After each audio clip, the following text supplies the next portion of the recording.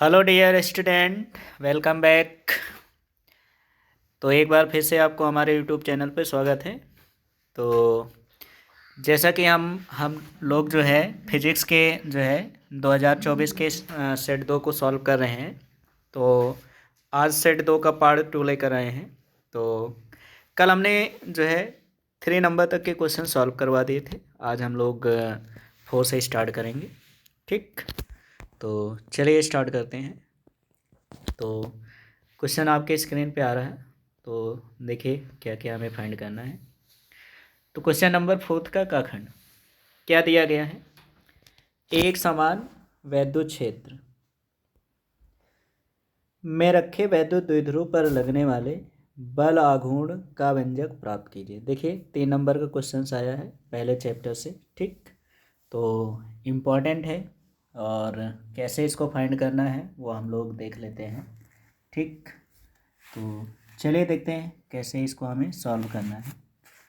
तो सबसे पहले तो चलिए देखें कैसे करते हैं इस क्वेश्चंस को। तो सबसे पहले क्या होता है, स्टेटमेंट लिखना होता है। तो देखो जैसा कि मैंने फिगर में मतलब इसमें लिख दिया है। माना एक समान वैद्युत क्षेत्र में वैद्युत द्विध्रुव पर बल युग्म ए भी एक वैद्युत द्विध्रुव है। एक समान वैद्युत क्षेत्र ई में क्षेत्र ये है ना की दिशा से थीटा कोण बनाते हुए रखा है। माना वैद्युत द्विध्रुव के ए सिरे पर क्यू आवेश तथा बी सिरे पर माइनस क्यू आवेश है और ये एक दूसरे से 2l की दूरी पर स्थित है। ठीक, ये देखो मैंने फिगर ड्रा कर दिया है। फिगर ड्रा करके ये वैद्युत द्विध्रुव हो गई। ठीक, और इसके बाद इसके जो है सारी वैल्यूज़ को हमने ये कर दिया। तो सबसे पहले इस तरह से आपको क्या करना है, एक वैद्युत द्विध्रुव बना लेना है। ठीक, और उसके बाद अब देखिए इसको हम कैसे सॉल्व करते हैं। ठीक, तो चलिए ध्यान देते हैं कैसे हमें इसको सॉल्व करना है। तो ये आपकी वैद्युत द्विध्रुव है। ठीक, एक समान वैद्युत क्षेत्र ई में स्थित है। तो पहले हम इस पर क्या करते हैं, कोई भी वैद्युत द्विध्रुव जब वैद्युत क्षेत्र में स्थित तो इस पर क्या होता है, एक बल लगता है। ठीक, तो वैद्युत द्विध्रुव के कारण है ना, वैद्युत क्षेत्र के कारण, वैद्युत क्षेत्र के कारण लगने वाला बल, लगने वाला बल। ठीक, इसकी वैल्यूज फाइंड कर लेते हैं कितना बल इस पे वर्क कर रहा है। ठीक, तो आपको पता है एफ इक्वल टू क्या होता है, क्यू ई। इतना बल इस पे वर्क कर रहा है। ठीक, और ये वैद्युत क्षेत्र की दिशा में है। ठीक, अब हम क्या करते हैं इस द्विध्रुव पर, ठीक है ना, हमें किसका निकालना है, बल आघूर्ण का सूत्र।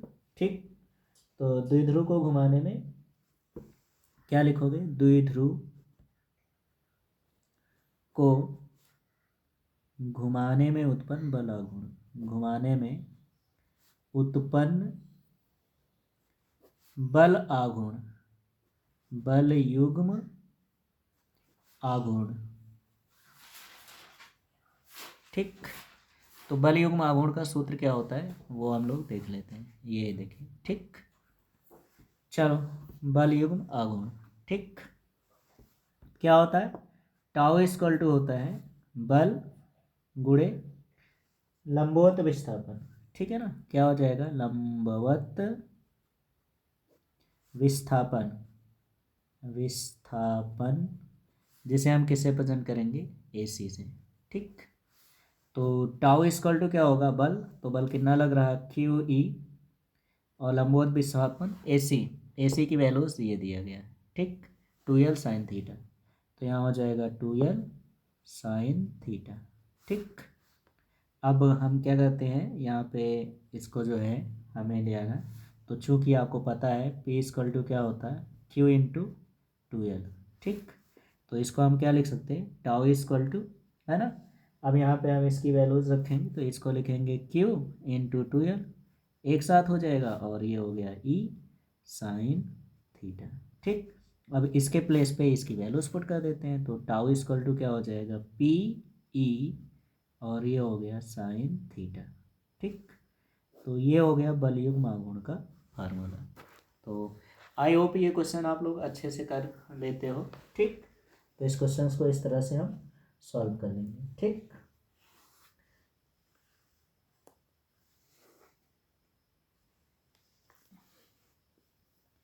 अब इसके कुछ स्थितियां होती हैं जो कि मैंने आपको बताया था।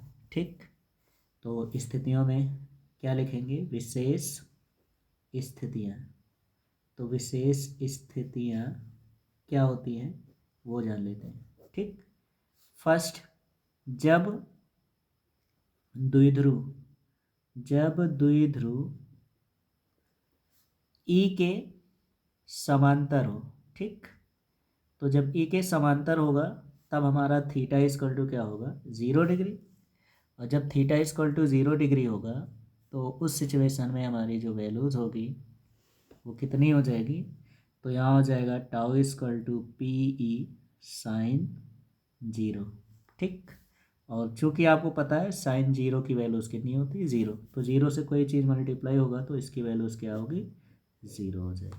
ठीक, नेक्स्ट केस नंबर सेकंड, जब द्विध्रुव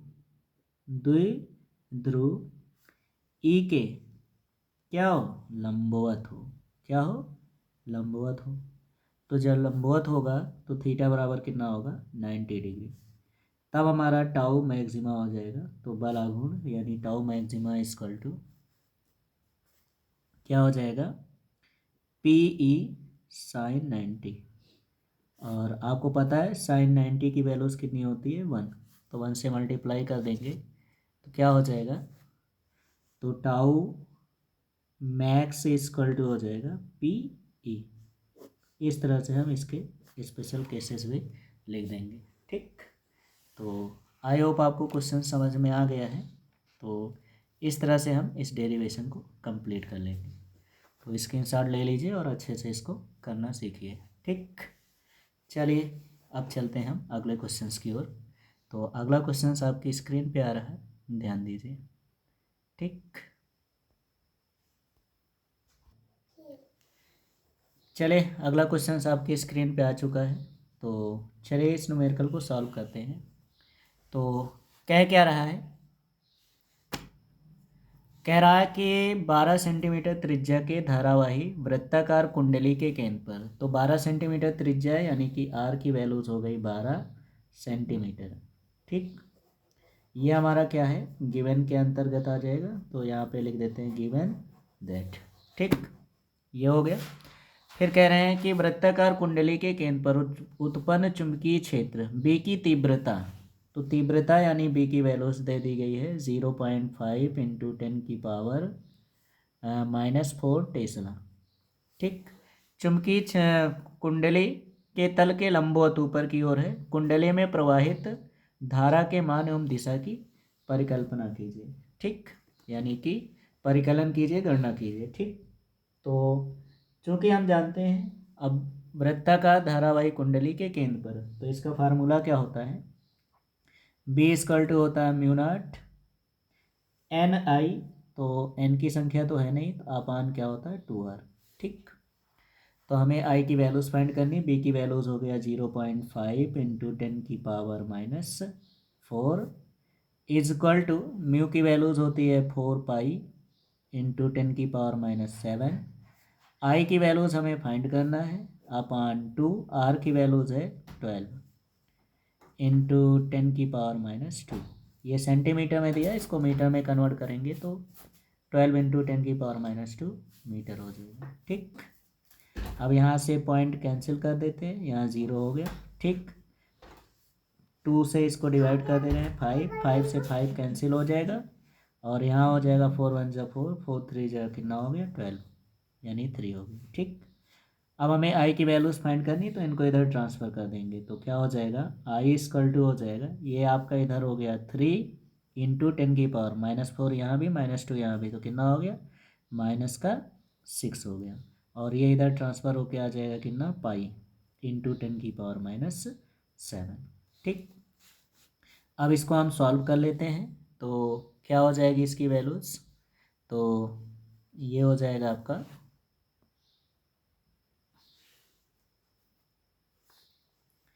आई इक्वल टू 3 × 10⁻⁶ और डिवाइडेड बाई कितना हो गया, पाई की वैल्यूज रख देते 22/7 ऊपर हो गया।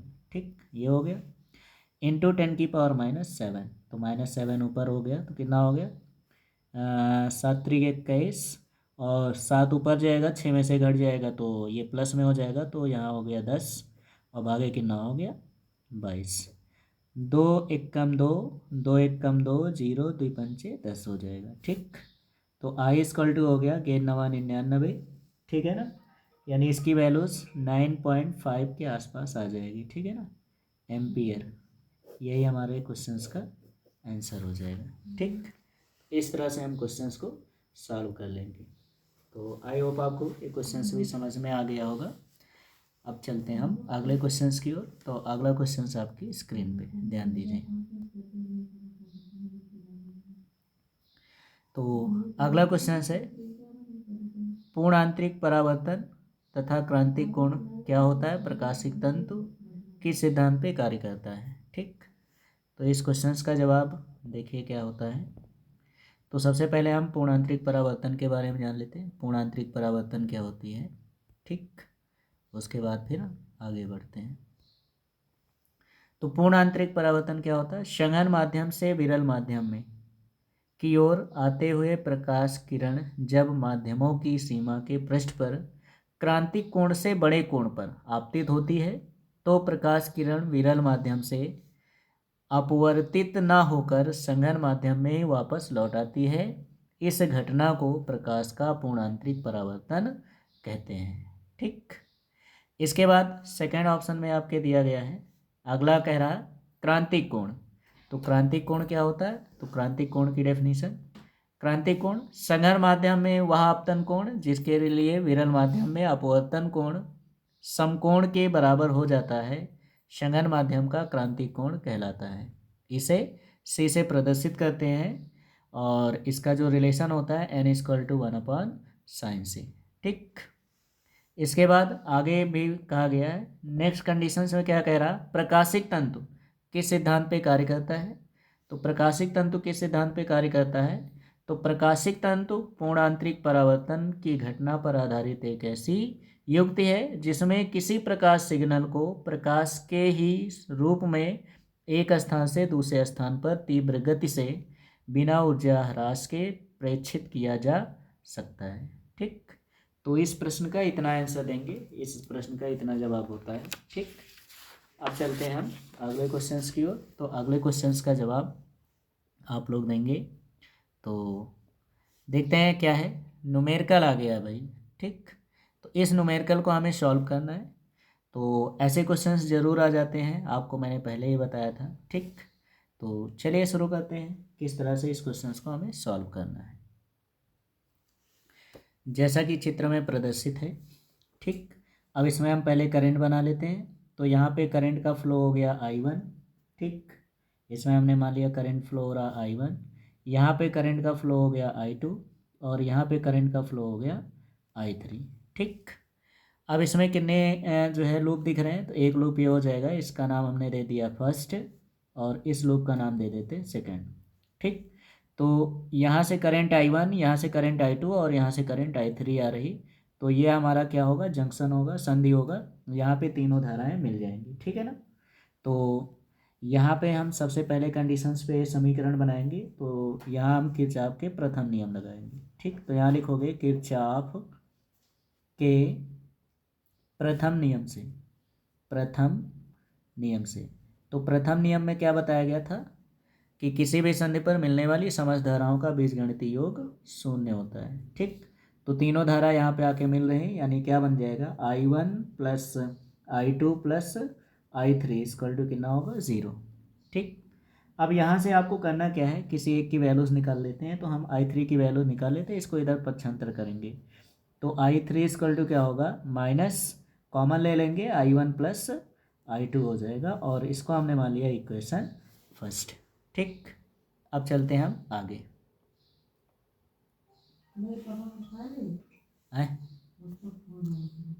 हो गए, अब आ जाते हैं हम अगले क्वेश्चन, मतलब इसमें तो एक लूप ये हो गया, ठीक है ना। तो अब इस लूप को ले लेते हैं और यहाँ पे देखते हैं हमारा करंट कितना फ्लो हो रहा है, ठीक। तो यहाँ से एक इक्वेशन बनाएंगे और एक इक्वेशन यहाँ से बनाएंगे, ठीक। तो यहाँ लिखोगे लूप एक में, और यहाँ हम लगाएंगे किरचॉफ का द्वितीय नियम। तो किरचॉफ के द्वितीय नियम से, द्वितीय नियम से, तो द्वितीय नियम लगा देते हैं। तो किरचॉफ का द्वितीय नियम क्या होता है, sigma I R equal to sigma E, ठीक। तो इसी फार्मूले पे पुट कर देते हैं। तो यहाँ पे हम क्या रखेंगे, तो देखो करंट यहाँ से चली, ठीक, इसमें, तो यहाँ से करंट चले तो इसका प्रतिरोध 1 ओम है और इसमें कौन सी धारा है, I1।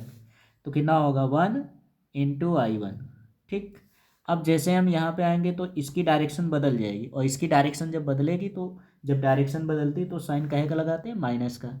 ये हो गया, और इसमें धारा है I2 और इसका प्रतिरोध है 1 ओम, तो ये हो जाएगा 1 इंटू I2 हो जाएगा इक्वल टू, अब कोई यहाँ पे प्रतिरोध तो लगा नहीं, तो ये हो गया 3 माइनस 2। अब यहाँ से अगर हम इक्वेशन फाइंड करेंगे तो हमारी वैल्यूज़ क्या हो जाएगी, तो यहाँ पे देखो ये हो गया I1 minus I2 equal to 3 में से 2 घट जाएगा 1, ये बन गया हमारा समीकरण 2, ठीक। अब हम चलते हैं आगे, तो अगला क्वेश्चन, तो अगला ले लेते हैं लूप 2 में। अब यहाँ भी हमें किरचॉफ का द्वितीय नियम ही लगाना, तो इसको लिख लीजिएगा, ठीक है, किरचॉफ के द्वितीय नियम से। और फिर यहाँ पे देखो अब हमें ये लूप लेना है, तो इसमें यहाँ से धारा I2, तो क्या हो गया Y1 इंटू I2। फिर यहाँ पे हमारी डायरेक्शन बदलेगी, तो यहाँ हो जाएगा माइनस, और ये हो गया हमारा कितना 1 इंटू I3 इजकल टू 2 में से 1 घट जाएगा, तो 2 माइनस 1, ये हो गया। अब देखो I3 की वैल्यूज़ यहाँ पे हम निकाल चुके, तो इसके प्लेस पे इसकी वैल्यूज़ रख देंगे, तो ये हो जाएगा आपका I2 माइनस, और ये माइनस माइनस क्या हो जाएगा प्लस, और यहाँ पे हम 1 से मल्टीप्लाई करेंगे तो ये बन जाएगा I1 plus I2 equal to 2 में से 1 घट जाएगा 1। तो यहाँ पे हमारा हो गया कितना I1 और प्लस 1 कितना हो जाएगा 2, तो ये हो गया 2 I2 इक्वल टू 1, और ये बन जाएगा समीकरण 3, ठीक।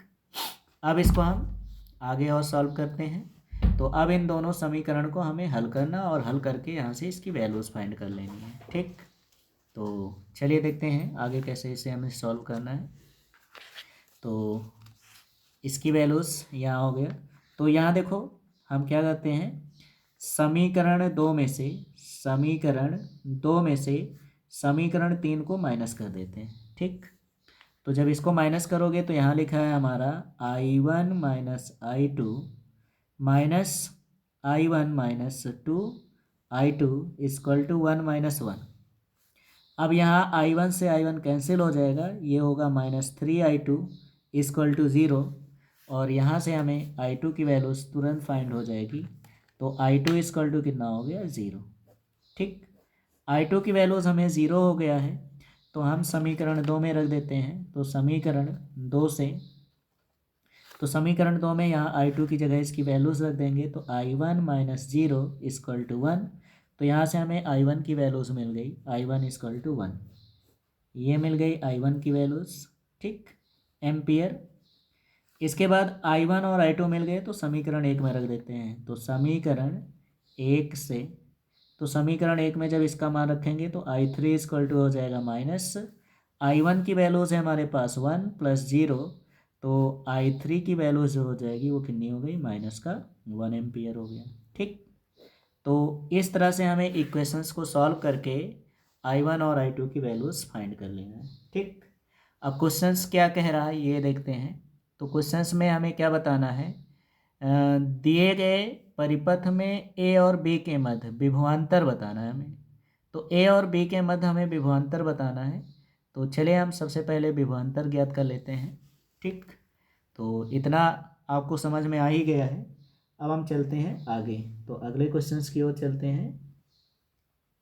तो चलिए ए और बी के मध्य, तो ये ए और बी है, यहाँ पे हमें निकालना है। तो सबसे पहले इसमें कौन सी धारा है, I2, तो यहाँ पे हम विभव निकाल लेते हैं। तो इसको हम क्या दिखाएंगे, VAB, तो V A B equal to क्या हो जाएगा तो आपको पता है E minus I two into R हो जाएगा, ठीक। तो this implies V A B equal to E, तो कितने वोल्ट का सेल लगा हुआ है यहाँ पे, तो माइनस आई टू की वैल्यूज है 0 इंटू आर की वैल्यूज है 1, तो 0 से मल्टीप्लाई होके हो जाएगा, तो V A B equal to क्या हो जाएगा 2 वोल्ट। यही हमारा क्या हो जाएगा आंसर हो जाएगा, ठीक। तो इस क्वेश्चन में यहाँ हमें वी ए बी के मान उल्टेता बताना था, विभवांतर बताना था, ठीक। तो इस तरह से इस क्वेश्चंस को हम आसानी से सॉल्व कर सकते हैं, ठीक। तो आप लोग इसका स्क्रीनशॉट ले लीजिए, ये हो गया। इसके बाद फिर यहाँ पे ये आपका आंसर हो जाएगा, ठीक। तो इस क्वेश्चंस का सलूशन इस तरह से दे देंगे। अब चलते हैं हम अगले क्वेश्चंस की ओर।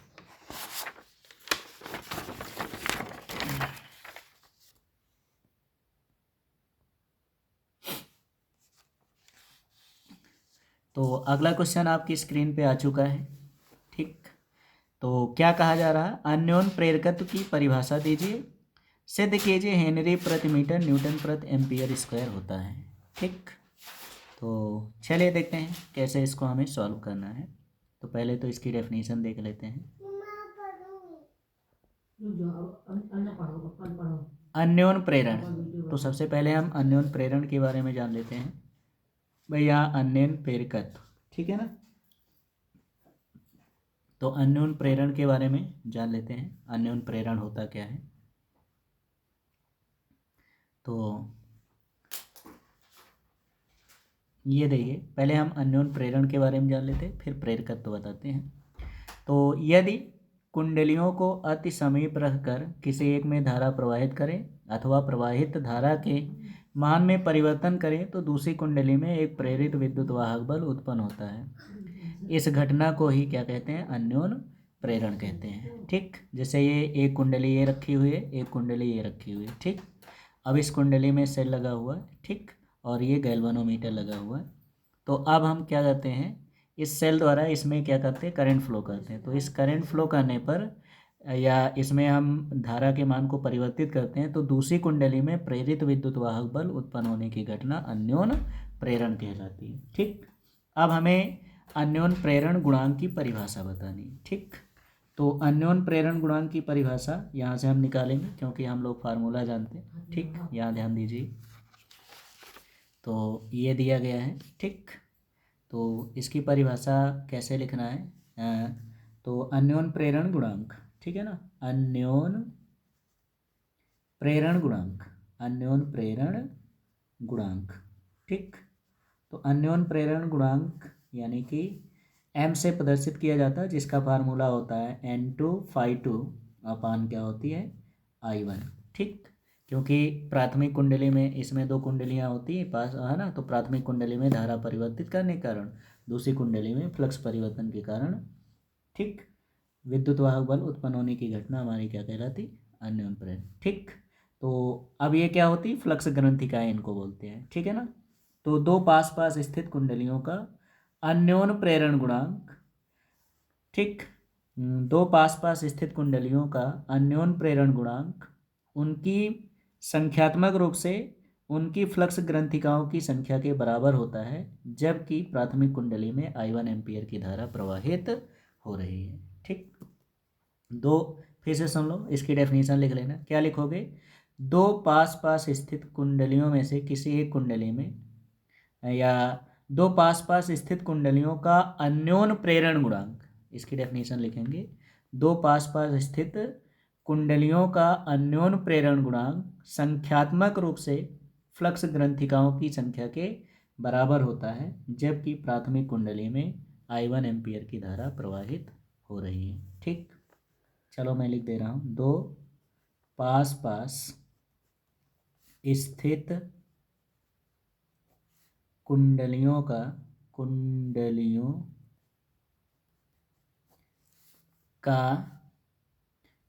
अन्योन प्रेरण गुणांक, अन्योन प्रेरण गुणांक संख्यात्मक रूप से फ्लक्स ग्रंथिकाओं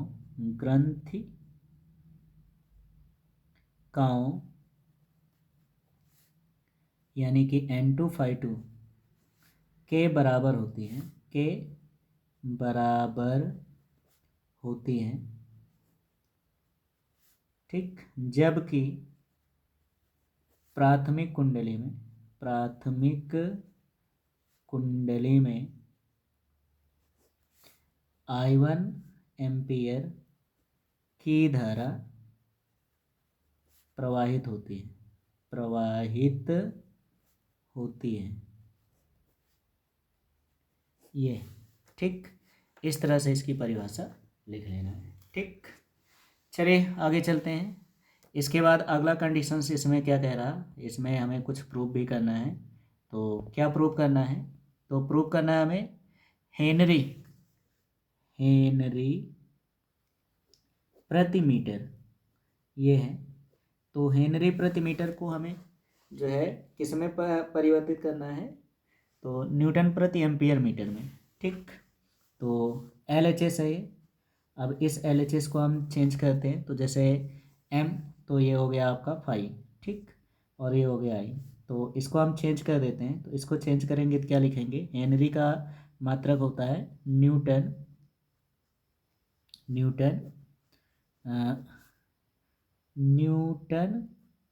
प्रति मीटर। ये तो आपका पहले से ही है। पहले हम इसकी हेनरी को तोड़ेंगे तो इसका मात्रक होता है न्यूटन प्रति, यहाँ से निकाल लेते हैं M इक्वल टू जैसे 5। तो पहले हम 5 की वैल्यूज़ निकालेंगे। तो 5 इक्वल टू क्या होता है? BA, ठीक। और नीचे आपका I हो गया, और यहाँ से जब इसकी हम वैल्यूज़ रखेंगे, ठीक, तो ये हो गया 5 बराबर BA होता है, ठीक। तो B क्या होती? चुंबकीय क्षेत्र की तीव्रता। A हो गया क्षेत्रफल, और नीचे क्या हो गया? एम्पियर, ठीक। अब B, तो B की वैल्यूज़ हम यहाँ से निकाल लेते हैं, क्योंकि B इक्वल टू होता है F/IL, ठीक। तो जब यहाँ पे रखोगे तो 5 बराबर क्या हो जाएगा? यहाँ पे हो जाएगा F/IL, और इंटू I, ये तो पहले से इंटू A हो गया। तो अब इसकी मात्रक हो जाएगा, बल का मात्रक हो गया न्यूटन, और इंटू ये हो गया मीटर स्क्वायर, ठीक। और फिर नीचे हो गया मीटर, तो पहले से है, और I से I मल्टीप्लाई हो जाएगा, तो ये हो जाएगा एम्पियर स्क्वायर, ठीक है ना, एम्पियर स्क्वायर। और इंटू ये एक यल बचा, तो इसका मात्रक भी क्या हो जाएगा? मीटर हो जाएगा, ठीक। तो देखो ये मीटर स्क्वायर, ये मीटर, ये मीटर स्क्वायर बन गया। तो ये हमारा बन गया क्या? न्यूटन प्रति एम्पियर स्क्वायर। और यही हमें क्या करना था? सिद्ध करना था। तो यही हमारा क्या हो जाएगा? RHS हो जाएगा, ठीक। तो इस तरह से इस क्वेश्चंस को हम प्रूव भी कर लेंगे। तो आई होप आपको ये क्वेश्चंस भी समझ में आ गया होगा। तो क्वेश्चन नंबर इतने हैं, इनको हम इस तरह से सॉल्व करते हैं, ठीक। अब चलते हैं क्वेश्चन नंबर 5 पे। तो क्वेश्चन नंबर 5 क्या है, उसको हम सॉल्व करके देखते हैं कैसे उसको हम सॉल्व करेंगे। तो क्वेश्चन नंबर 5 है, आदर्श अमीटर तथा आदर्श वोल्ट मीटर का प्रतिरोध कितना होता है? एमीटर तथा वोल्ट मीटर को क्रमशः परिपथ के श्रेणी तथा समांतर क्रम में क्यों जोड़ा जाता है, ठीक। तो चलिए देखते हैं इसका राइट आंसर क्या है। तो राइट आंसर 5 का क्या कह रहा है क्वेश्चंस? तो क्वेश्चंस का जवाब है कि आदर्श अमीटर का प्रतिरोध 0 होता है और आदर्श वोल्ट मीटर का प्रतिरोध अनंत होता है। अमीटर और वोल्ट मीटर को परिपथ में क्रमशः श्रेणी और समांतर क्रम में जोड़ा जाता है। क्योंकि अमीटर का प्रतिरोध 0 होता है, इसलिए परिपथ के माध्यम से धारा का सटीक यानी कि सार्थक मान मापा जा सकता है। वोल्ट मीटर का प्रतिरोध अनंत होता है, इसलिए उसमें से होकर नागण्य धारा प्रवाहित होती है। इससे मुख्य परिपथ में प्रवाहित होने वाली धारा का कोई उल्लेखनीय बदलाव नहीं होता है। इसलिए वोल्ट मीटर को किस में जोड़ते हैं? समांतर क्रम में, और अमीटर को किस में जोड़ते हैं? श्रेणी क्रम में। इसका राइट आंसर हो जाएगा, ठीक। तो आई होप आपको ये क्वेश्चंस भी समझ में आ गए, इसका आंसर भी। अब हम चलते हैं नेक्स्ट क्वेश्चंस की ओर। तो अगला क्वेश्चंस क्या कह रहा है, ध्यान दीजिए। तो अगले क्वेश्चंस में हमें न्यूमेरिकल सॉल्व करनी है। तो आइए देखते हैं कैसे इसे हमें सॉल्व करना है। तो सबसे पहले हम गिवन दैट निकाल लेते हैं, ठीक है। खाखंड, तो गिवन दैट, अब किस क्वेश्चंस में क्या क्या दिया है। तो एक कुंडली का प्रेरकत्व 0.4 हेनरी, यानी एल की वैल्यूज हो गया 0.4 हेनरी, ठीक। प्रतिरोध R दे दिया गया 10 ओम। फिर दिया है 30 हर्ट्स, फ्रिक्वेंसी भी दे दी गई है 30 हर्ट्स, ठीक है ना। और साथ में क्या दिया है, 6.5 वोल्ट का विभवांतर भी दे दिया गया है, ठीक। तो ये क्या है, VRMS की वैल्यूज है कितना, 6.5 वोल्ट, ठीक। इतना हमें दे दी गई है। अब चलिए हम लोग सॉल्व करते हैं। तो सबसे पहले अगर हम ध्यान दें तो L है और R है, तो इसका मतलब कौन सा है, LR परिपथ है, ठीक है। कौन सा परिपथ है, LR परिपथ।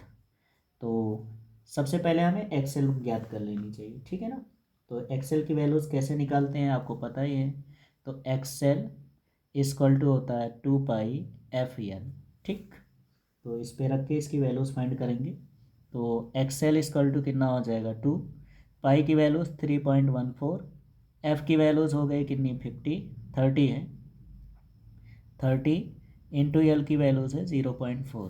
तो सबसे पहले पॉइंट कैंसिल, इस पॉइंट से ये पॉइंट कैंसिल, तो 0 कैंसिल हो जाएगा। तो एक्सेल इक्वल टू हो जाएगा कितना, इसको गुणा कर देते हैं, 2 × 4 = 8, 2 × 1 = 2, 2 × 6 इंटू 4 × 12, ठीक। फिर इसको हम मल्टीप्लाई करेंगे और अपान में 100 है, ठीक, ये हो गया। फिर एक्सेल इक्वल टू कितना हो जाएगा, तो 12 से इसको गुणा कर दिया जाए, तो 12 से गुणा करेंगे तो कितना हो जाएगा, इसको हम बाहर कैलकुलेट कर लेते हैं। तो कितना है, 628 इंटू 12, कितना हो गया, 2 8 16, 2 दूना 4 1 5, 2 6 12,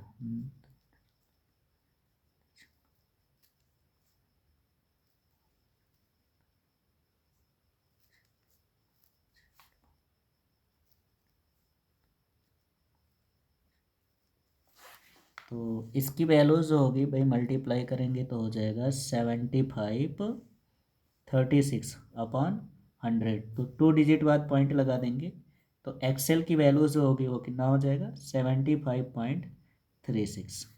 ये हमारी आ जाएगी एक्सेल की वैल्यूज, ठीक। इसको और ये हो गई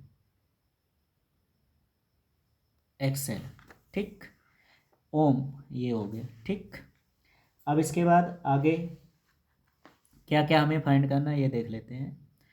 तो इस परिपथ में व्यय औसत विद्युत शक्ति की गणना कीजिए। तो विद्युत शक्ति की गणना करने के लिए सबसे पहले हमें क्या करना होगा भैया, जेड की वैल्यूज़ फाइंड करनी है, ठीक। तो चलिए जेड की वैल्यूज़ भी फाइंड कर लेते हैं। तो आपको पता है परिपथ की प्रतिबाधा जेड बराबर क्या हो गया, एक्सएल का स्क्वायर प्लस आर का स्क्वायर, ठीक। तो जेड इक्वल टू हो जाएगा एक्सएल का स्क्वायर, तो एक्सएल की वैल्यूज़ है 75.36 का स्क्वायर प्लस आर स्क्वायर, यानी आर का स्क्वायर हो गया 10 का स्क्वायर। अब इसको आप स्क्वायर करके लिखेंगे तो इसकी हम डायरेक्ट वैल्यूज़ लिख दें।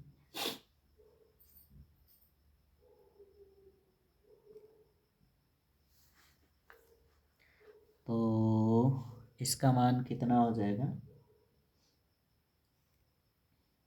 75, 5×5 = 25 और 6×7 = 42। मेरे ख्याल से इसकी वैल्यू जब हम इसको स्क्वायर करेंगे तो ये, हाँ ठीक, मल्टीप्लाई का ये हो जाएगा हमारा कितना रूट, और इसका स्क्वायर करेंगे तो हो जाएगा कितना 5679.13 और प्लस 10 का स्क्वायर हो गया 100, ठीक। इसको ऐड कर लेंगे तो कितना हो जाएगा 5779.13, ठीक। अब इसका स्क्वायर रूट निकाल लेंगे, ठीक। तो स्क्वायर रूट कितना निकलेगा, एवं में रख देते हैं।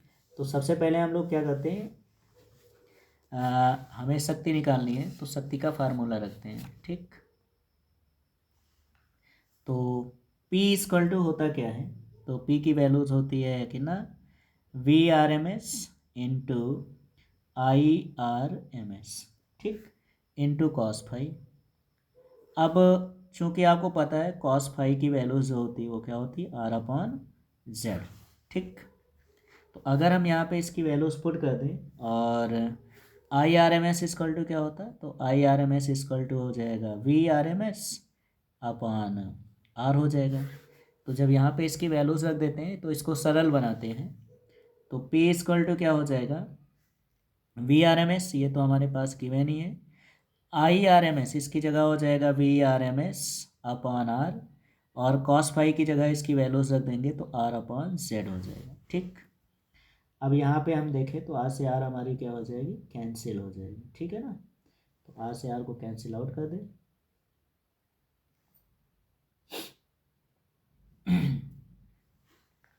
तो अब ध्यान दीजिए यहाँ पे इस परिपथ की प्रतिरोधकता है तो इसे हम Z से प्रेजेंट करेंगे, तो Z ये हो जाएगा, Z ये हो जाएगा, ठीक। तो Z से Z क्या हो गया, Z स्क्वायर हो जाएगा, ठीक। तो क्या हो जाएगा P इक्वल टू, यहाँ ये मल्टीप्लाई होके VRMS का स्क्वायर इंटू R/Z स्क्वायर। बहुत बढ़िया, आराम से अब इसको हम सॉल्व कर लेंगे। तो देखिए कैसे सॉल्व करना है। तो P इक्वल टू हो गया, अब VRMS की वैल्यूज़ है 6.5 का स्क्वायर इंटू R की वैल्यूज़ कितना था 10 था, अपॉन नीचे कितना हो गया Z स्क्वायर। तो Z की वैल्यूज़ ये है, अब इसका स्क्वायर करेंगे तो रूट कैंसिल हो जाएगा, तो कितना हो गया 5779.13, ठीक। अब यहाँ इसको जब स्क्वायर करेंगे तो कितना होगा, इसका हो गया 25 और ये हो गया 42, ठीक। पॉइंट डबल डिजिट ये हो जाएगा इंटू 10 अपॉन कितना हो गया 5779.13। तो इसको मल्टीप्लाई करोगे तो इसकी वैल्यूज़ कितनी हो जाएगी, बहुत लंबा क्वेश्चंस दे दिए तो कैलकुलेशन ज़्यादा बड़ा, तो इसको 10 से मल्टीप्लाई करोगे तो 422.5 भागे 5789.13, ठीक। अब इसको भाग कर दीजिए, भाग करने पर जो हमारी वैल्यूज़ आएगी वो कितनी आ जाएगी, तो इसको डिवाइड कर लेते हैं। तो डिवाइड करने पे इसकी वैल्यूज़ आ रही भैया P इक्वल टू, यहाँ पर है ना, तो P इक्वल टू कितना हो गया 0.07, ठीक। वाट पावर है तो पावर की यूनिट क्या होगी वाट। इस तरह से हम इस क्वेश्चन को सॉल्व कर लेंगे। तो कैलकुलेशन थोड़ा सा लंबा था, बाकी क्वेश्चंस बहुत ही इजी था। चलिए चलते हैं अगले क्वेश्चंस की ओर। तो अगला क्वेश्चन आपकी स्क्रीन पे, तो क्या कहा गया है गाखंड। तो इसमें क्या कह रहा, मैक्सवेल के विस्थापन धारा, मैक्सवेल की विस्थापन धारा की व्याख्या कीजिए, इसका समीकरण लिखिए, इसके एवं चालन धारा के बीच कलांतर कितना होगा। तो वैसे ये अब नहीं आएगा, आउट ऑफ सिलेबस हो गया है, ठीक। बट इसके अगर आंसर की बात है तो आंसर हमने लिख रखा है, ठीक। मैक्सवेल के अनुसार किसी चालक में प्रवाहित होने वाली धारा के कारण चुंबकीय क्षेत्र उत्पन्न नहीं होता, बल्कि परिवर्ती वैद्युत क्षेत्र के कारण भी चुंबकीय क्षेत्र उत्पन्न होता है। इस प्रकार परिवर्ती वैद्युत क्षेत्र उस धारा के समतुल्य होता है जिसका प्रवाह तभी तक होता है जब तक कि वैद्युत क्षेत्र में परिवर्तन होता है, तथा यह धारा इस प्रकार चुंबकीय प्रभाव उत्पन्न करती है जिस प्रकार चालक में प्रवाहित होने वाली चालन धारा। अतः किसी परावैद्युत माध्यम में इस प्रकार उत्पन्न धारा को विस्थापन धारा कहते हैं। तो विस्थापन धारा को ID से प्रेजेंट किया जाता है जिसका फार्मूला ε0 d∅/dt होता है।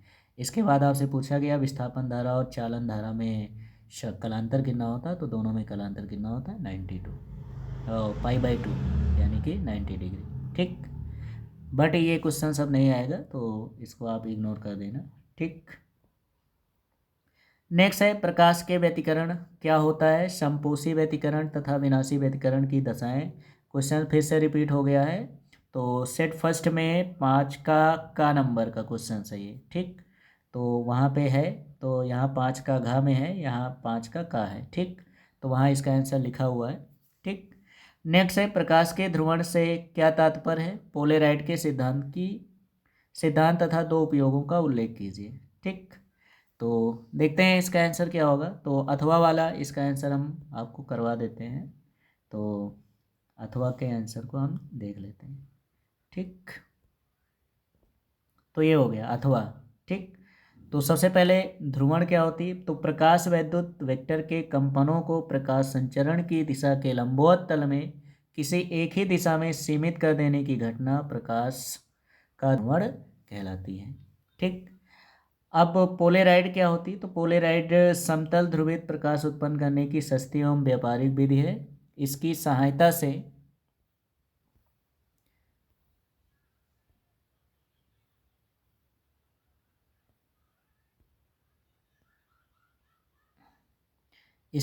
से बड़ी मात्रा में समतल ध्रुवित प्रकाश उत्पन्न किया जा सकता है।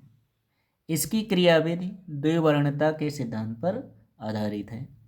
अब पोलेराइड के उपयोग ये आपका मस्ट होता है। तो पोलेराइड के उपयोग दो कहा गया है ना, क्वेश्चंस में कितने कहा गया है, पोलेराइड के दो उपयोगों का उल्लेख कीजिए। ठीक, तो इसके उपयोग क्या क्या हैं वो देख लेते हैं। तो पोलेराइड के उपयोग, नंबर फर्स्ट, पोलेराइडों का उपयोग धातुओं के प्रकाशिक गुणों का अध्ययन करने तथा क्रिस्टलों का विश्लेषण करने में भी किया जाता है। ठीक, इसके बाद नेक्स्ट है, पोलेराइडों का उपयोग वायुयान तथा ट्रेन में प्रवेश करने वाले प्रकाश की तीव्रता को नियंत्रित करने में भी किया जाता है। इसके लिए एक पोलेराइड खिड़की के बाहर और दूसरा पोलेराइड खिड़की के अंदर लगा होता है।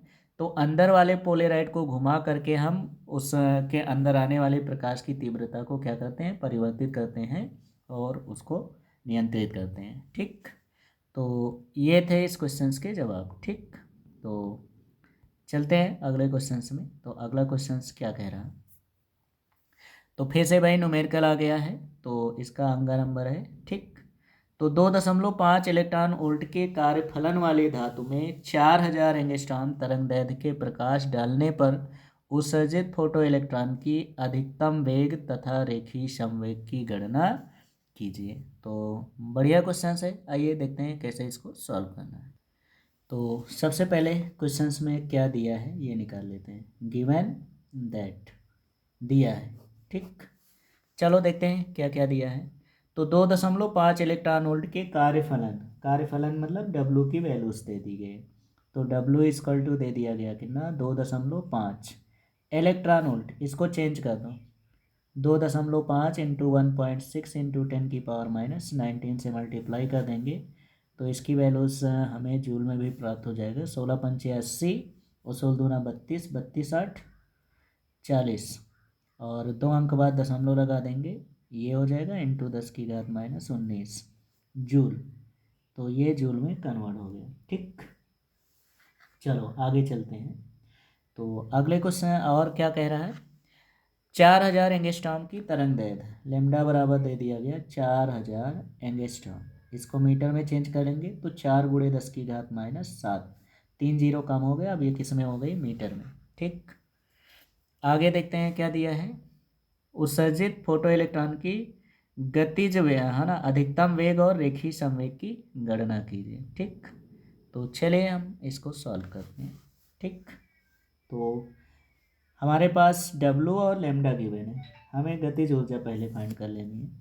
तो गतिज ऊर्जा काइनेटिक एनर्जी के इक्वल टू क्या होता है, तो जैसा कि हम लोग जानते हैं हमारी जो एनर्जी होती है वो कितने रूपों में वे होती है, दो रूपों में, एक वर्क करने में, दूसरा काइनेटिक एनर्जी। तो इसको इधर ट्रांसफ़र करेंगे तो ई की वैल्यूज़ क्या होती है, तो आपको पता है hc/λ माइनस डब्लू इधर ट्रांसफ़र कर दोगे, ये हो गया। ठीक, तो यहाँ हम इसकी वैल्यूज़ पुट कर देते हैं। तो ई के इक्वल टू एच की वैल्यूज़ आपको पता ही है 6.6 इंटू 10⁻34।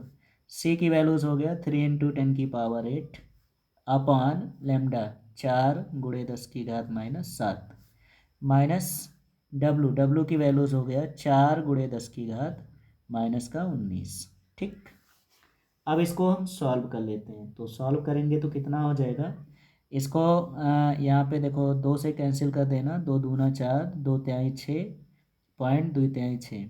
अब इसको गुणा करेंगे तो कितना हो जाएगा, 3×3 = 9, 3×3 = 9 यानी 9.9, और भागे कितना हो गया 2, तो 2 से भाग कर दोगे तो कितना होगा, ई के इक्वल टू हो गया 2 चौके 8, पॉइंट 1 बचा 2 9 18, और फिर 2 पंचे 10, गुणे 10 की घात 8 7 15, 34 में से 15 घटाएंगे माइनस का 19 हो गया, -4 गुणे 10 की घात -19।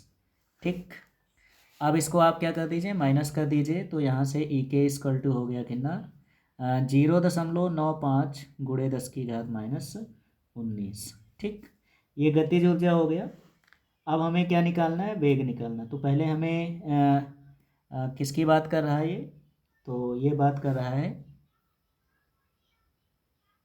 फोटो इलेक्ट्रॉन की। ठीक, तो सबसे पहले हम फार्मूला रख देते हैं और यहाँ से हमें क्या निकाल लेते हैं, वेग। तो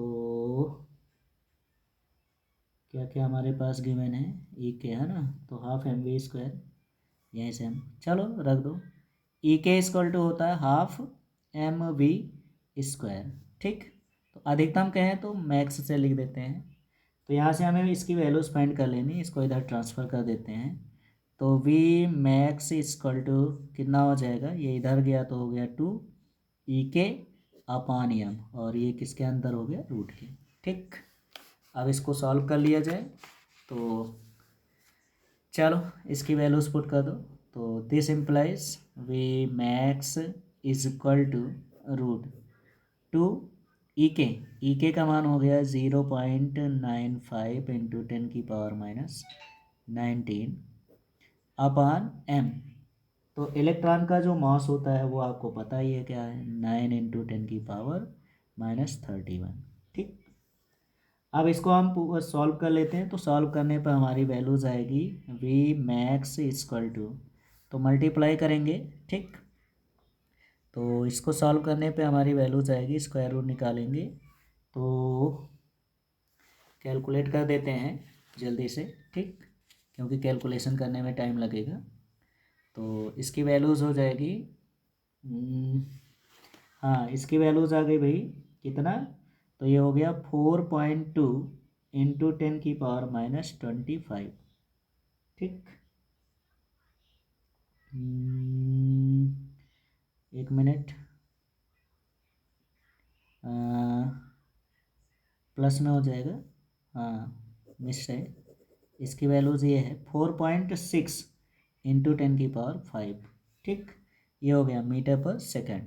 ठीक, तो इसको कैलकुलेट कर लीजिएगा आप लोग। ठीक है ना, तो कैलकुलेट करने पे ये आ गया वी मैक्स। ठीक, अब इसके बाद हमें क्या निकालना है, संवेग की भी गणना करने के लिए कह रहा है, रेखीय संवेग।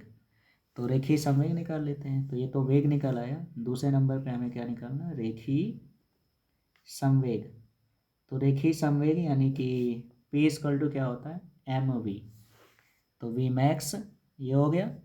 तो P = हो गया 9 गुणे 10 की घात -31, और इसकी वैल्यूज़ हो जाएगी कितनी, v, तो ये हो गया 4.6 गुणे 10 की घात 5। ठीक, तो कितना हो गया, P = हो गया 9 छक 54, 9 चौके 36, 36 5 कितना हो गया 41, है ना, 9 छक 54 5 हो गया, और 9 चौके 36, और 36 में 5 जोड़ दिए 41, ये हो गया, और ये यहाँ पे लग गया पॉइंट। ठीक, 31 में से 5 घटा देंगे तो कितना होगा 36, 26, और एक अंक पॉइंट ये खिसका दे तो कितना हो गया 10⁻25।